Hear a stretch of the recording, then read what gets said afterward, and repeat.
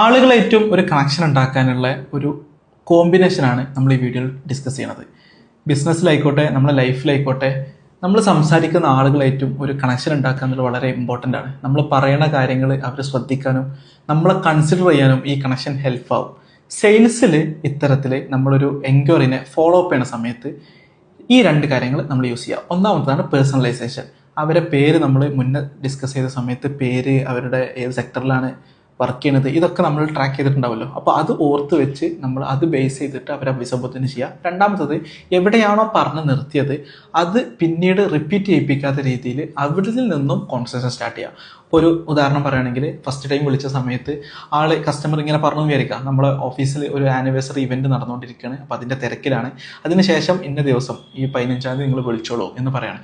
അപ്പോൾ നമ്മളത് കറക്റ്റ് 15-ാം തീയതി നമ്മൾ റിമൈൻഡർ വെച്ച് വിളിക്കുന്ന സമയത്ത് കൃത്യമായിട്ട് നേരത്തെ പറഞ്ഞ പോലെ തന്നെ അഭിസംബോധന ചെയ്യുക.